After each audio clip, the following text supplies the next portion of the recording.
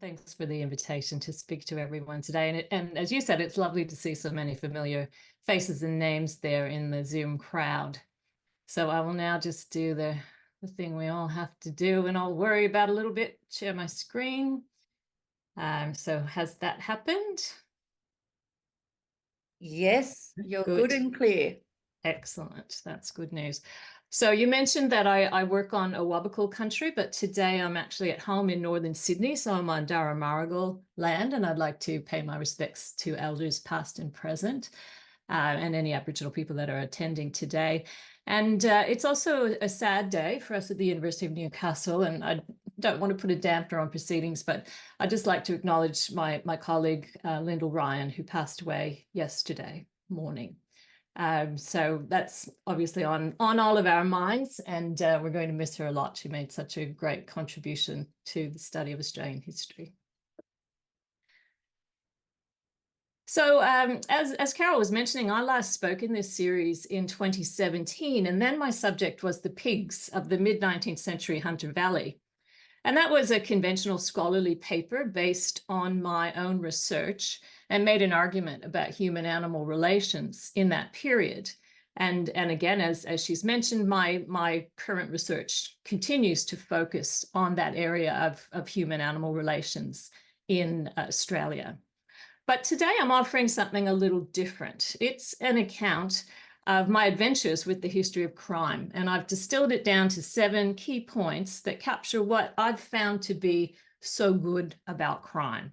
So on reflection, there could really be a bit of a connection between the exploits of those free-ranging pigs that I talked about 7 years ago, who were certainly lawbreakers in their own right. Legal historian Lisa Ford has written about how a pig's transgressions led to an early test case about keeping the king's peace in Sydney, and went on to write a whole book about the king's peace throughout the British Empire. And you might have seen Michael Connor's fabulously titled book, Pig Bites Baby, Stories from Australia's First Newspaper. Pigs certainly did bite babies and did worse, along with trespassing, damage to property inside and outside of buildings, and in at least one case I found, causing a train derailment. And when pigs were caught abroad in suspicious circumstances, as we see being reported here, they were taken off to jail, you could say. They were impounded if it was set up. This is a complaint that there is no impounding in the Newcastle district. But then they had their descriptions published in the newspapers, and a fee had to be paid to have them released. So I can see real parallels here with criminal justice processes. But I hasten to say that crime has not been a main area of research for me. So I'm not putting myself out there as a leading crime historian. I've really been the beneficiary of the work of other leading crime historians. But one of my first scholarly publications, way back in 1996, was actually about this woman, Louisa Collins, the last woman to be executed in New South Wales. And you can see there was a note made at the bottom of her prison record. This is the first woman executed in Darlinghurst Jail, and indeed was the last, because no women were executed after her in this state or colony. So it was my article was in a very modest journal called the Journal of Interdisciplinary Gender Studies, which is probably now unobtainable. But in the article, I investigated the arguments made for and against Louisa Collins' execution in letters written to the governor. And the article does live on as a PDF, and it continues to draw views on academia.edu, probably because of the title I used, Woman as Murderer, which does seem to draw people's attention. And she herself has drawn people's attention. She's been the subject of play, at least 1 novel, and 2 true crime books since I published on her. So the other thing I'd just like to raise at the beginning is the probably obvious proviso that my talk will not include suggestions for crimes historians might benefit from committing, which you could be mistaken. I did put in a rather ambiguous title. So if I were to do that, I suppose I would talk about pilfering from archival collections, casual plagiarism from little-known texts, or perhaps a spot of defamation if your subject is not safely deceased. But honestly, I'm a very law-abiding historian, and I assume that most of our personal and institutional codes of ethics keep us all well within the boundaries of the law. But again, thinking about my little article and watching the reads, or at least accesses to it, stack up, I am reminded that crime has a particular appeal. And of course, we can see that appeal all around us. Newspaper, television, and other news reporting always has a strong leavening of crime, as do the entertainment offerings on our streaming services, as here, and podcasts, and the few remaining bookshops still have whole walls of crime in multiple forms: fiction, true crime, creative nonfiction, a little bit of critical history of crime. I asked Rachel Franks, who's an accomplished historian of crime and author of a biography of New South Wales's longest serving hangman, what she thought it was that made crime draw such interest. And she said that she thought it was the ongoing relevance of the situations in which crime occurs and the acts that were committed that she found compelling. Although the specific details changed, the underlying motivations, the relationships, and the harms remained the same. So even if remote in time, crime stories still have an immediacy that creates interest. Now, whether people are subconsciously drawn to the devious workings of the criminal mind, want to understand crime to avoid becoming its victims, or enjoy the sense of resolution that comes with prosecution and punishment, past crimes seem to be generally fascinating in the same way that contemporary ones are. For the timid, they're perhaps even more attractive, as they have the safety of temporal distance. So that's my first point. I think that we can latch onto the general popularity of crime and make it work for us. So going back to the 1990s, after my first brush with crime history, I taught a course on Australian popular culture and included in it some of the mid-century Sydney crimes that had attracted such attention at that time. The Pajama Girl mystery, the Shark Arm case, and the Graham Thorne kidnapping that was really a murder. I also taught the Azaria Chamberlain case, a crime of the century that wasn't a crime at all. I was intrigued by these topics, and so were my students, but that course was replaced, and I went on to teach a number of courses that were more closely related to my research interests in Australian urban history, environmental history, and history and heritage. And each of these courses drew solid but not spectacular numbers of students, so I was still, looking for a real winner as a course.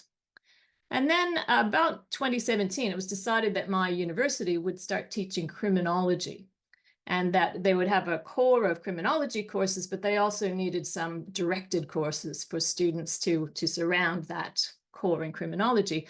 So I proposed a second-year history of crime course that I gave the name Australian Underworlds. And I was conscious at that time that I had only dabbled in crime history, so I reached out to others who were more experienced than I was, starting with Mark Finane and his Prosecution Project Research Centre at Griffith University. And rather than giving an interloper the cold shoulder and saying, "What do you think? You're teaching a history of crime?" they were wonderfully helpful and supportive, offering feedback on my proposed course outline, suggesting useful sources, guiding me through their database of prosecutions, and even providing a guest lecturer in the person of Dr. Alana Piper, who guided the students and me, it must be said, through the complex world of criminal justice processes. Looking closer to home, I found colleagues in our own English literature department, in creative writing, and in criminology, who were also very willing to help and to make introductions to their suite of contacts. So my second point in favor of crime history is one that I hadn't anticipated. It's that the people who study it tend to be particularly kind and generous and lacking in gatekeeping. I don't know what comes first. Does their own virtue mean that they become intrigued by those who offend? Or is it that their study of crime shows them how ill-considered social labels are, giving them empathy that extends even to fellow historians? I can't be sure, but I've certainly been the beneficiary of this intellectual and practical generosity, and I've tried to keep it going myself. So from the beginning, my new course was to have multiple offers in Newcastle, at our Central Coast campus, and something new to me at that time, online. I dutifully recorded my lectures at my desk and hoped that the students would hang in there to me rattling on for 2 hours. Just, a conventional lecture, but delivered to the screen. And then, fortuitously, my university signed a contract with an online teaching provider based in the UK called FutureLearn. So here's a word from our sponsors. I don't get any benefit from promoting them, but I think they're pretty good. They had a much more engaging way of structuring online courses, and I reworked my course to fit.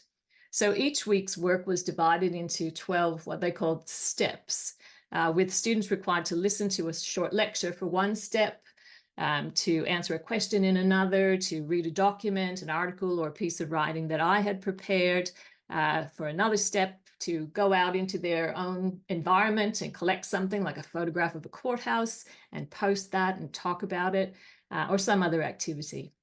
So I was to teach this new version of the course in the second half of 2020.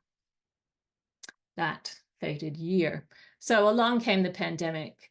It was an interesting time in crime history, as you'll recall, with some types of crime, like breaking and entering, plummeting with so many people at home, and other offenses newly created, like leaving hotel quarantine or visiting a friend outside of your designated zone. In April 2020, we all shook our heads when a man was fined for eating a kebab on a bench in a Newcastle park. But that was only the beginning. My wonderful AV team set me up with a tripod and a microphone so I could record lecture components of my course at home. I found some of that test material the other day, which was very cringy, me wandering in my garden, asking them whether my back fence was battered enough to create a sense of being a place where crime could happen. But thank goodness the restrictions were lifted in the first lockdown in May. And so I began forays from home in Sydney to the recording studio on the university campus in Newcastle, where amidst a lot of hand sanitizer, the videographers of learning development worked their magic, getting a camera-shy scholar to loosen up a little, and themselves showing genuine interest in the content of the short lectures they were recording for me. So knowing this would now be a fully online course without the on-campus component brought me to another great virtue of crime for the historian. Crime indirectly generates a huge number of sources. I skipped one there, yes. I say indirectly because, of course, most crime is undertaken in a surreptitious way to avoid detection, and to create the smallest possible amount of evidence that it ever took place. And it's interesting to contemplate that we think about, these well-known, successful criminals, but really, the really successful ones we don't know anything about because they have been so successful that they have entirely gotten away with it without leaving behind a hair or a fingerprint. It's the next tier of offenders, from the adept to the inept or perhaps uncaring, that becomes so well documented. So yes, they might leave behind a note to an accomplice or a dropped glove, but much more importantly for historians, the detection and prosecution of crime is crime's opposite in terms of documentation. Take, for example, the records of those found guilty of crimes in Britain and transported to Australia as a punishment. Bureaucratic documentation began with law enforcement agents and followed their arrests and prosecutions and continued to be generated as they were prepared for transportation, sailed across the seas and delivered to Australia, and then continued through their servitude and beyond, especially if any new crimes were committed. And so here's just a couple of pages from one of the many registers of convict indents. This one is from a few ships, the Lady Palmyra, the Neptune, and the Eliza that went to Van Diemen's Land, and rather hard to read in the original script, but most of these have been digitized. And so using the Founders and Survivors database, I could read that one of the people listed on this page was a Benjamin Aldridge from Gloucester, who was transported for 7 years, had stolen an umbrella and a Bible. So there's a story. Was literate, a cotton weaver, and died in Hobart in 1879. So the real beauty of this is that the documentation is not only of criminal behavior, processes, and punishment, although it is that, but also of the offenders themselves. So from these tracking records, we know the color of their eyes. We know the subjects of their tattoos, how far they traveled, what sort of work they said they could do, and what they actually did, what they were fed, what they wore, their religion, associates, their disfigurements. It's often said that this makes the first settler colonists in Australia the best documented migration in the world. In Australia, we know to whom they were assigned, where they lived, their behavior, whether they married or spent time in hospital, when they were given additional freedom, and much more. And of course, this is just the start of documenting crimes and offenders.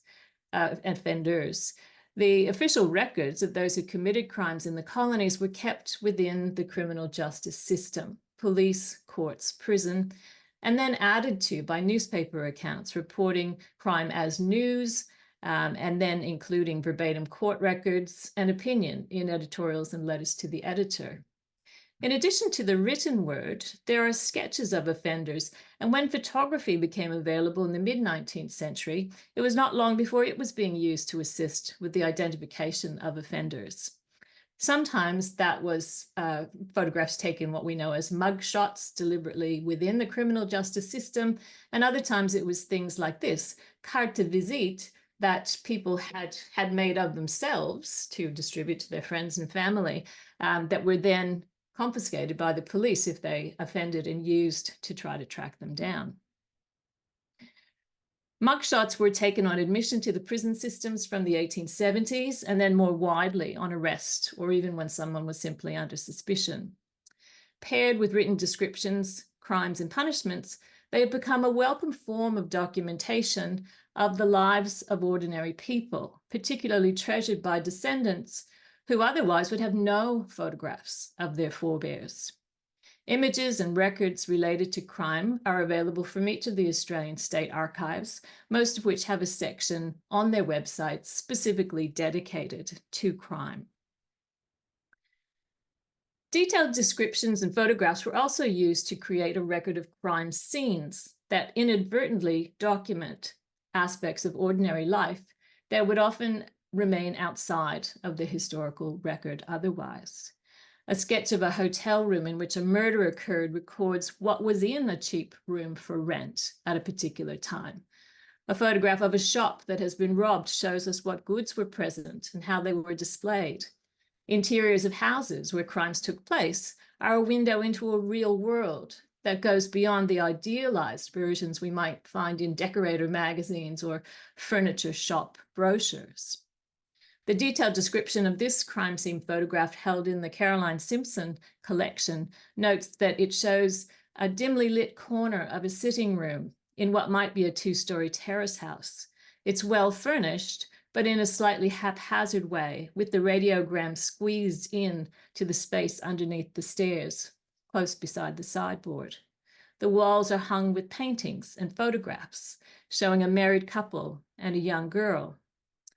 Setting aside speculation of what might have happened in this space to make it into a crime scene, it captures a respectable interior early in the Depression, and the description notes that the linoleum on the stairs is a little bit frayed and a little bit worn, and you'd wonder, well, what's going to happen in this house over the next 2 years, especially considering a crime has now occurred in it.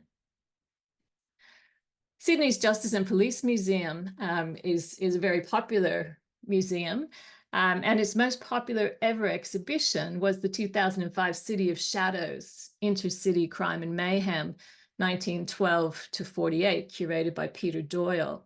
And it recreated the world of early 20th century crime in Sydney using forensic photographs like this that can be admired in his books and viewed in detail in the Caroline Simpson Library. So my fourth point, not only does crime make lots of sources available in multiple formats that are retained and are made accessible through well-organized state repositories, but another way that crime pays for historians is in the non-crime that it illuminates, the ordinary worlds shaken by the sudden rupture of unanticipated criminal acts. So these rich sources lead on to the next positive feature of crime history that was particularly helpful because my course was being offered online. That is, how its practitioners have been well served by and adept users of digitization. Many of the records of crime are very particular, but it must be admitted that they're also superficial. They're not letters and diaries that offer some sense of the interior life of a person, that register their likes and dislikes, their hopes and fears. Most crime records are restricted to thin description, to the surfaces of a person's life or of events. One way to overcome this is to think about what sorts of questions they are capable of answering. If we're not going to really get into the person's psyche through these sorts of sources, what can we find out? And historians of crime have led the charge in creating large databases and returning to their generosity in making them freely available. So, of course, this is not new with digitization. Convict records, for example, have been analyzed en masse for a long time. In the 1960s, this started with sampling methods where there was too much data to analyze it all. So Lloyd Robson was one who used punch cards to analyze records of some 7,300 transported convicts. 2 decades on, and with computers just starting to make inroads into influencing historical methods, the convict workers team at the University of New South Wales, digitized a much larger sample, almost 20,000 New South Wales convict indents. In the new millennium, the processing power at our very fingertips allows data from every record to be added to databases. So we now have sources like the Old Bailey online, where we can find many of those transported to Australia from London. And so this is the slide that I've put up, a screenshot from the Old Bailey online. And this source gives us a picture of London life and how crime was experienced and perpetrated within it through the accounts of the hearings that were held at the Old Bailey. But beyond this, beyond that kind of textual type source, it's also the website allows us to aggregate the data, to ask questions of it, to mix it up and test it against itself in many ways. And I use this particular exercise with my students who come in year after year with a firm belief that convicts were all transported for very minor crimes. They had all stolen a loaf of bread to feed their starving children. Now, is there any evidence to support that? How has that become so embedded and so intractable that we just can't seem to shift it? So I do this exercise with searching for a handkerchief. So how many people were actually transported for only stealing a handkerchief? And you can see that I've put in the parameters of the years of transportation to Australia, so 1787 to 1868, and any time in a description in which handkerchief appears. And so in the first one, Mary Marshall, it shows that the prisoner bought a pocket handkerchief at 15 pence. So that's not even a crime. That's just part of the description of what happened. That what she did was something else. She stole something else. The second one, Charles Dickerson, he's stolen a handkerchief, but he's also stolen an apron, a cotton handkerchief, 2 silk handkerchiefs, a muslin apron, another handkerchief, a waistcoat, stockings. So he's stolen a whole lot of stuff, not just a single handkerchief. We do drill down in the course and we find some people who literally only stole a handkerchief, but it becomes obvious that this is really quite rare. So this is the one example of how these sources can be used. And from here, we can move to the digital panopticon, which brings together a number of different databases, including the founders and survivors, a big data project that follows the life courses of transportees within Australia, with some 87,000 arrival records for convicts and assisted migrants, and 1.3 million linked records of people who lived in Tasmania up to 1924. So we are talking about a scale of access to records that we really couldn't have imagined even a few years ago. For the post-convict period, there is the prosecution project that I mentioned before that includes records from each of the colonial Supreme Courts. And so using these databases, historians of crime, names you'll know, Hamish Maxwell Stewart, Deborah Oxley, Lucy Frost, Michael Quinnan, Chris Inwood, Richard Tuffin, Alana Piper, Andy Caladelphos, and Mark Finane have all been able to address questions not only about crime and punishment, but about physical health and well-being, as demonstrated through height, about life and labor, about marriage and reproduction, about the effects of punishment, the role of race in prosecution and convictions, and intergenerational transmission of inequality.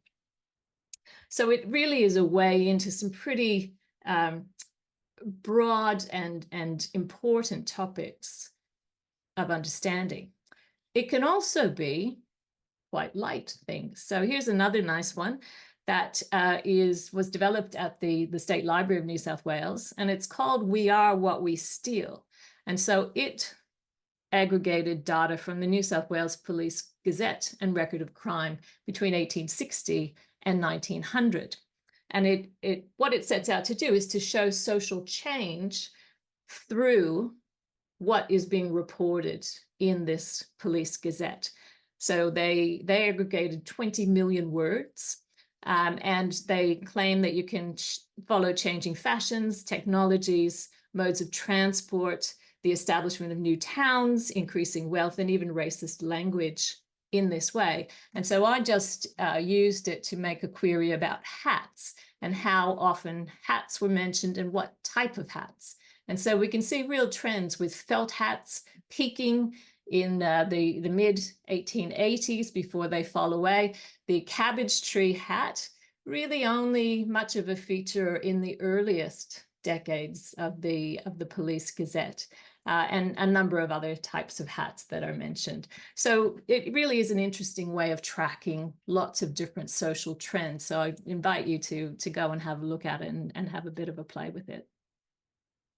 So most of these databases were established as part of very large, well-funded research programs, and they've been used to meet the outcomes of those projects. But that doesn't mean that they now sit locked away or idle. They are there for the rest of us to use as well. We might find a relative or a person significant to our research topic. Within them, we could use them to identify cohorts who've had similar experiences or who spent time in our town or worked in a particular industry. The questions are only limited by our historical imaginations. So point 5, just like actual crimes, crime pays historians because of the availability of accomplices.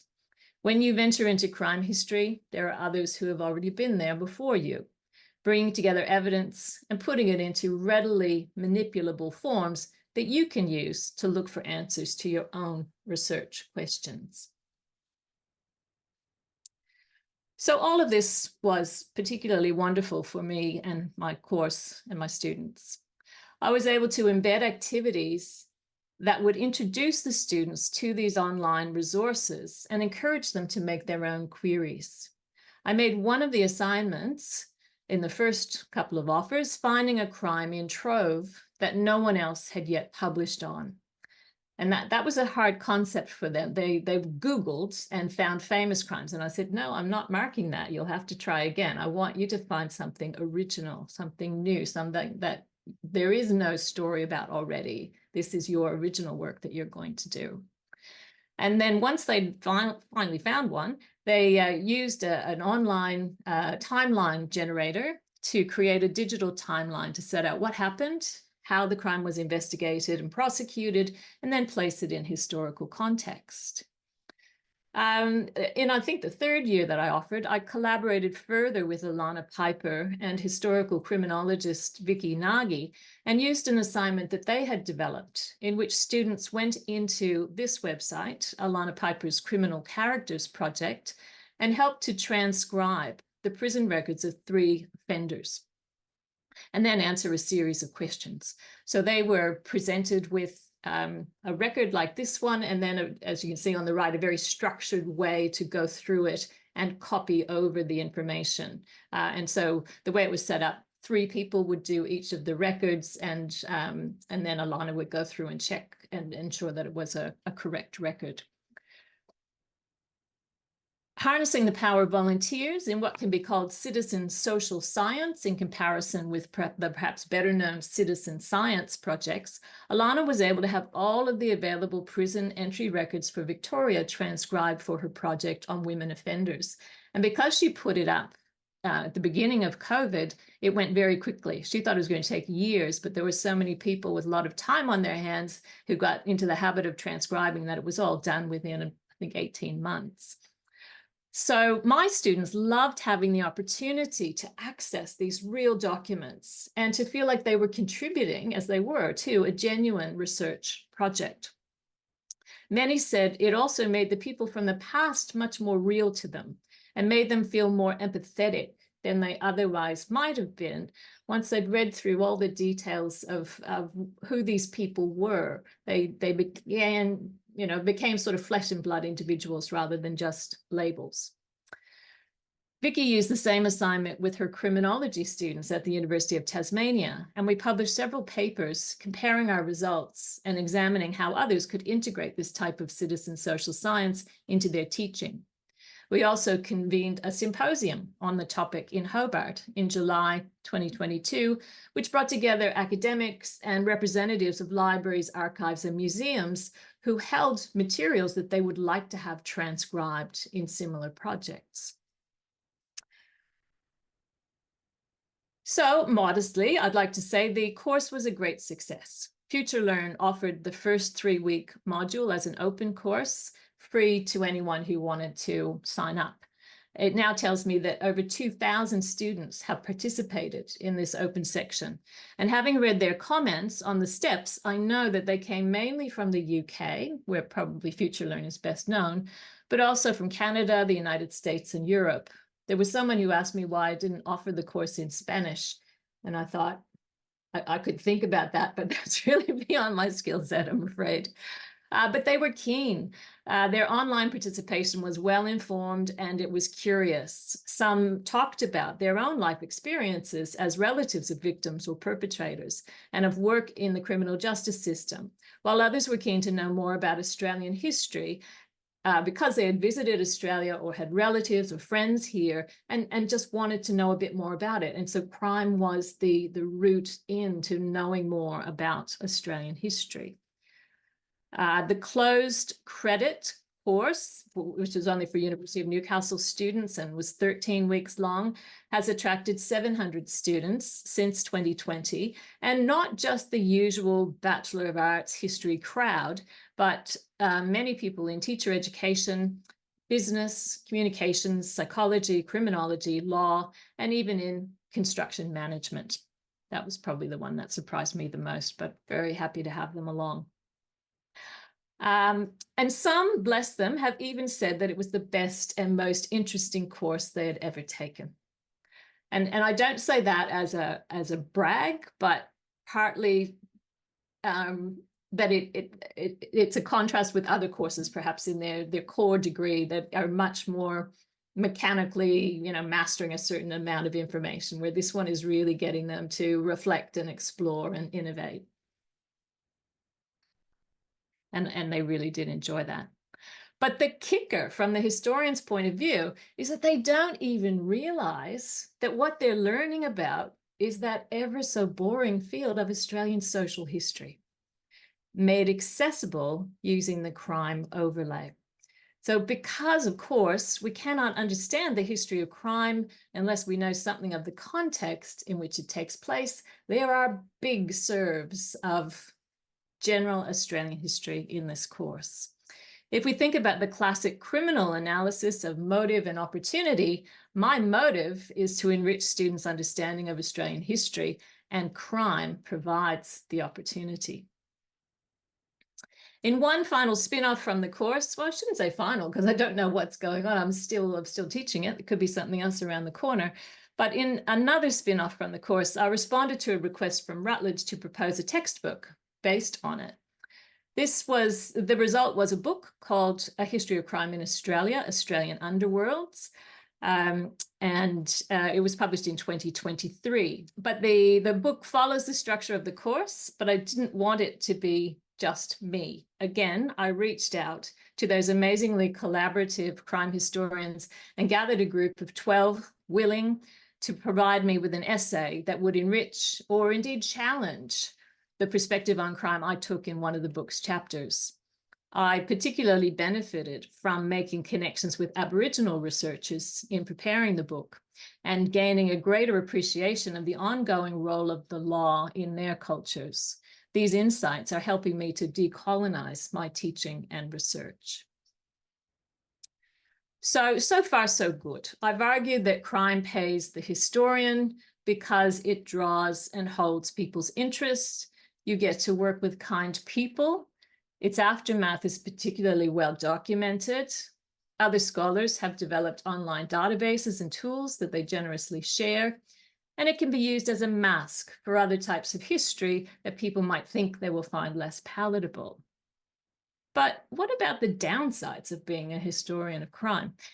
Crime can take you into subject matter that is difficult, that involves harm to vulnerable people, as victims or as perpetrators, or as victims of the criminal justice system itself. There are very sad situations.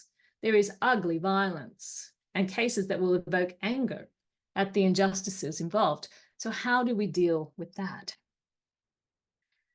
The first point is that crime isn't always crime. Both social values and legal systems change over time. Researching historical crime, you will quickly find that many of those accused, convicted, and punished for committing crimes didn't do anything that would now be considered criminal acts at all. The most common convictions in Australia in the 19th century were for vagrancy and public drunkenness. And you can see that in this document from Western Australia in 1887.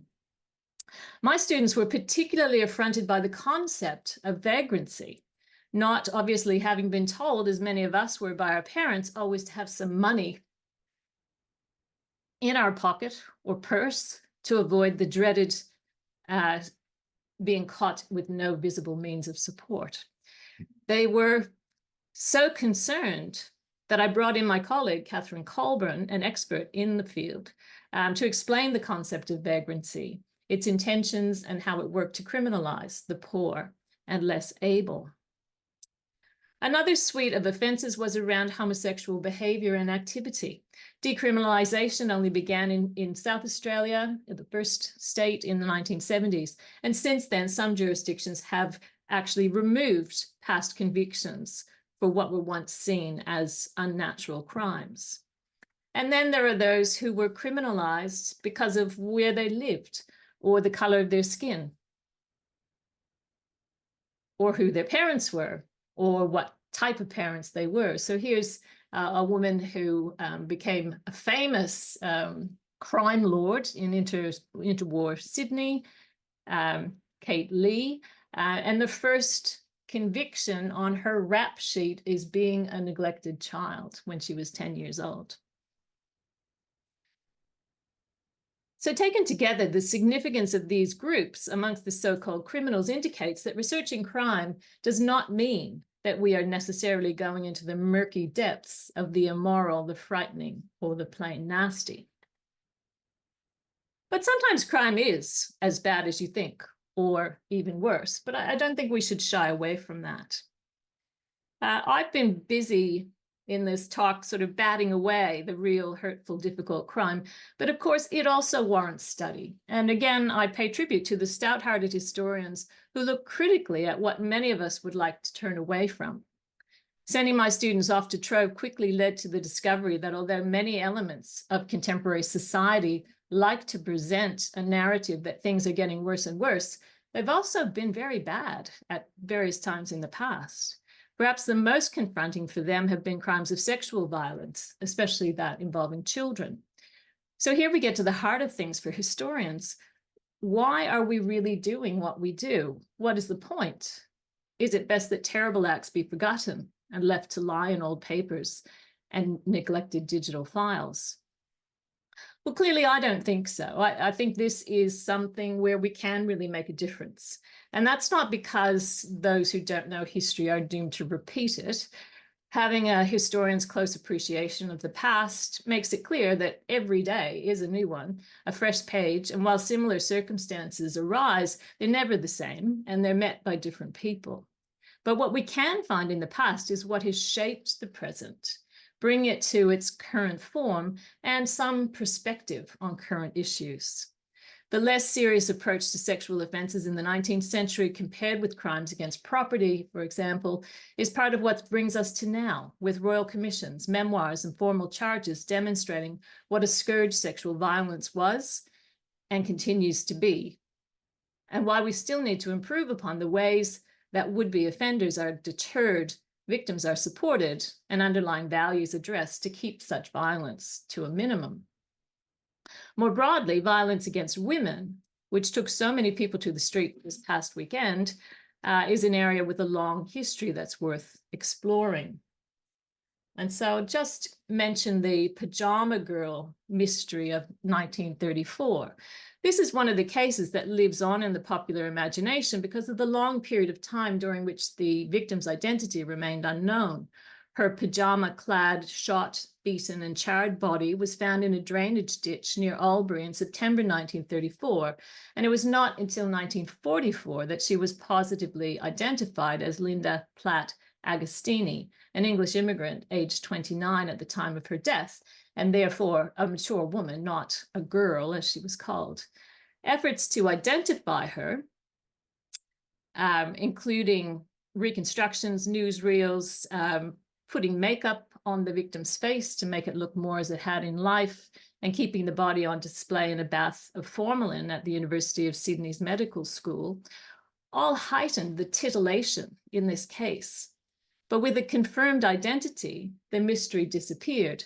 Her husband, Italian language journalist Antonio Agostini, who had recently been released from internment as an enemy alien in 1944, was re-questioned by police and provided a confession.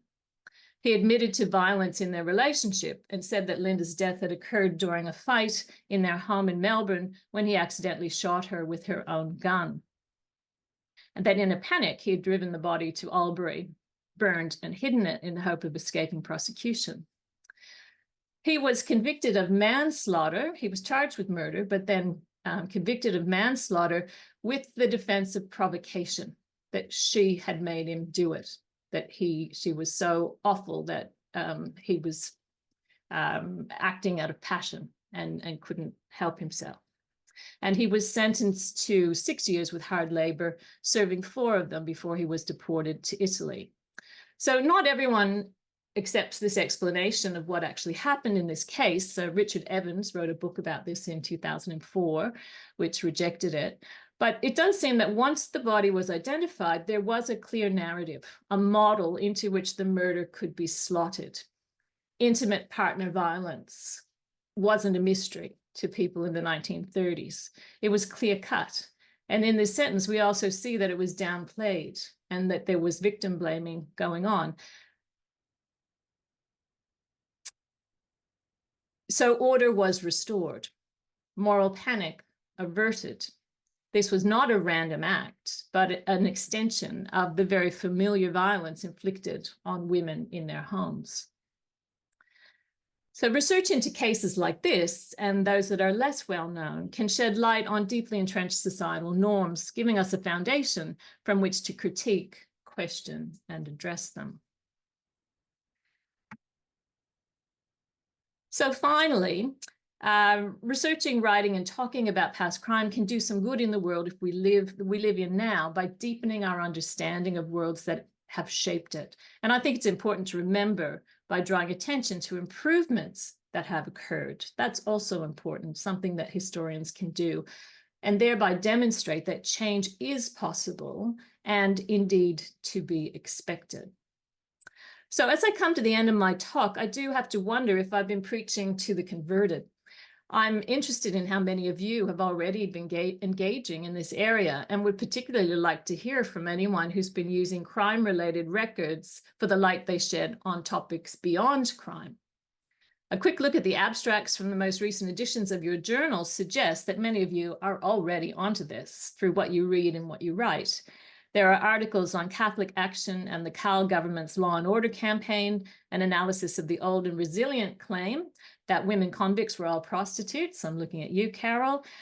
French visitors' account of the Port Arthur penal colony in 1839, a study of Dungog in the 1830s through the lens of the magistrate's letter book, and an account of the third trial of those accused of perpetrating the Mile Creek Massacre. So like me, it seems like many of you have also found that crime has a lot to offer the historian. Thank you. I think what you've covered in your talk is something that many of us, regardless of our research in Australian history, I think have always started to look at some type of crime records simply by the origins of our national history.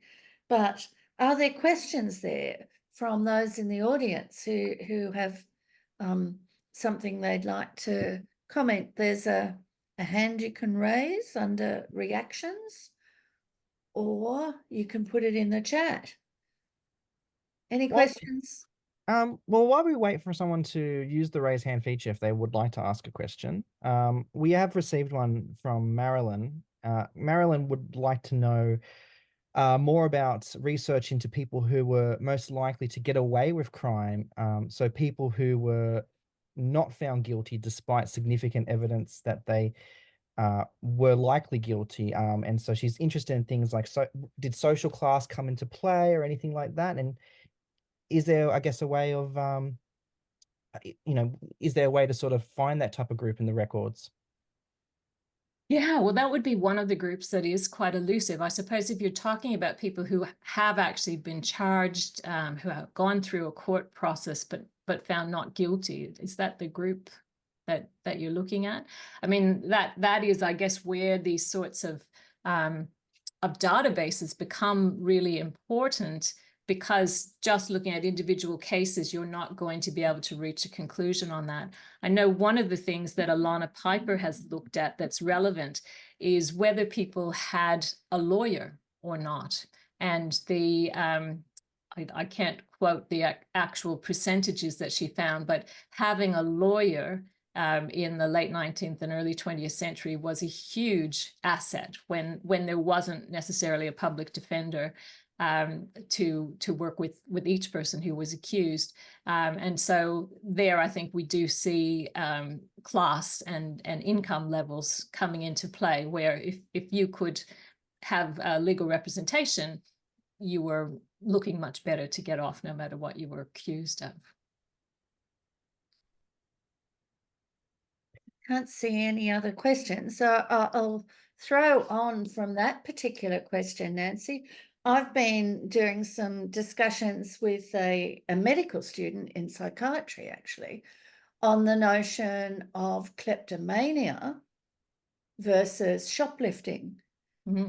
Because so many of our convict women are transported for shoplifting, which I think is a socially classed, they stole the goods, but in effect, many of them were working class women. Whereas kleptomania is often defined as a middle class mental health issue.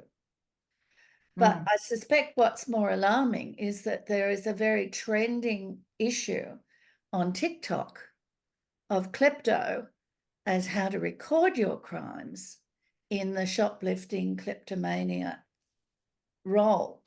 And so I think there's perhaps not enough work done on something as simple as shoplifting. Yeah, that's a really interesting point. And I think the broader one about the causes of crime. Why do people do the motivation? And of course, it's a very hot topic right now. You know, mental illness, ideology driven. I think we're really moving away from a time, and we certainly do see it in the 19th century, where crime is attributed often to people just being bad, just, you know, they're just terrible people. But now we have a much more, I guess, empathetic approach to offenders, and we try to understand what life experiences they might have had that led them to a position where they feel they need to commit certain crimes, or alternatively, as you're saying, that they can't stop themselves from committing certain crimes. And so I think there's a lot to revisit in earlier periods, and certainly, you know, things like fetal alcohol syndrome, where you know, the mental functioning of a person is such that they don't have the impulse control that will stop them from taking that candy bar that looks good in the shop. So yeah, so there's a lot of interesting questions when we, especially if we look backward and try to work out why were people committing crimes at particular times. Now, Alice has a question. She's interested in what's called white collar crime and whether any of that has cropped up with the type of work your students and yourself have been doing. It is interesting that there's a lot less of that. That I suppose it's not documented as much. It doesn't attract this. It doesn't have that appeal somehow when you're relying on newspaper coverage and so on. But certainly you do, various forms of fraud are quite important components of Australian crime in the 19th and early 20th centuries. And so you do see quite a few of those sorts of cases, but it's often on a very small scale when they're using that terminology of fraud. Yeah, that I've found similarly. Partly it's about literacy, the way in which it's used for crime. But I must say the photographs that I mentioned, the ones from the Sydney Specials collection that have been being published through the Justice and Police Museum, probably a lot of you have seen they're beautifully framed photos, a really talented photographer who took a lot of them. But you also see all these perfectly respectable, very well-dressed people that have had their images taken. And that's another thing that the students find very confronting, that they think, oh, that man's wearing a suit, you know, he must be a professional. And so they don't understand the changing mores of clothing over time, but also that even if he was a professional, that doesn't mean he hasn't committed a crime. So there's lots of things there to sort of sift out. But yeah, I mean, there are people there pictured in fur coats and in very you know, finely worked dresses and so on. Might be the only clothes they have, but they manage to put on a brave face, and particularly for the ones who are confidence tricksters, it's very important that they have that respectable looking appearance so that they can gain other people's confidence. Yeah, and there's more comments really about the whole notion of representation and defense lawyers and prosecution. And look up that article by Alana Piper, because that will be very helpful. And people forget it does change, but there are defense lawyers for some of our convict women. So they did know how the system worked. But I think the other bit you need to look at is who is prosecuting, because in the case of the early 19th century, most of the prosecutors of our convicts were their victims. Whereas there is a Crown prosecutor, I'm assuming, for many of the things we're looking at the police gazettes. But the way in which you're using that material with your students, I think, is eye-opening for all of us. Because it's obviously much there. Yeah, reading the accounts of the trials at the Old Bailey, you really get that back and forth between the person who's been the victim of the crime and is now the prosecutor, and the judge on the bench who's sort of driving the questions and so on, and what the defendant has to say for themselves. Yes. Now, any other questions or hands raised? Can I just scanning the groups? No. So where to now, Nancy, with this? Obviously the students and an online cohort are really interested. Is this going to be a Yes, I'm pretty much offering it every year in second semester, so it'll start again at the end of August. And but we are moving away from the FutureLearn platform. So if anyone's interested in dabbling in it, have a look on FutureLearn around the end of July. It will have that open 3-week period, I think. It has every other offer. And yeah, you can get a little sampler of it, just as much or as little as you want of those first 3 weeks. Tony Dawson has just put in a comment because I know has done a lot of work on the convicts and the bench books at Port Macquarie, and they've recently published a lot of that material. So I suspect in the Port Macquarie Historical Society's material, you may find something geographically proximate for your students. Sounds good. And I guess the thing I'd like to leave everybody with is just that idea that you don't have to be researching crime to use some of these crime resources, that there's just a whole lot of additional information there around the edges that you might find really fleshes out your period for something else that you're looking at. Indeed. And those of you who have attended Christine Yates's talks on interior house decoration know she makes lovely use of the inquest photos. I bet she does. Because it is about how everyone decorates their house. You don't expect a murder to take place or a violent death. That's right. And yeah, it's just such a, I mean, even the darkness of that image that I showed you shows that photography was difficult. It was challenging in those sorts of circumstances. So you don't get many photographs of it. You want to have a picture of the family, everybody goes out into the front yard or the back garden. You don't take it of the interior. Yeah, and the silver tea set on the sideboard becomes a focal interest, let alone the wedding photos on the side. So I think after this talk, I hope you'll all race to look at what the Police and Justice Museum has on their website in terms of these photographs. And I was particularly interested in your database from the State Library on hats and various stolen goods. That is a beauty. It really is. It's just lovely, and you can they've set it up so you can trace through a number of different things like watches and when was the first bicycle stolen in Sydney and so on, and so you can really track social trends through crimes that had it as one of the words that was referred to. Yeah, and when felt hats were in, because they were in when I was growing up, but clearly they weren't stealable, weren't interesting enough. Well, but it would be in the descriptions as well. So not just that someone stole a felt hat, but they were wearing a felt hat. Yeah. Tweed features very heavily when you go to what were garments made out of, and silk not so much. So oh, so much exciting clues, I think, for all of you for your research. So I hope you'll join me in thanking Nancy for sharing this really exciting material, because certainly I think it gives all of us food for thought. So thank you, Nancy, for the time you've given us. Those of you who are interested in doing a bit more study might look at how you can enroll yourself in Nancy's course, and there'll be lots of clues for your own research. So thank you, everybody. Thanks.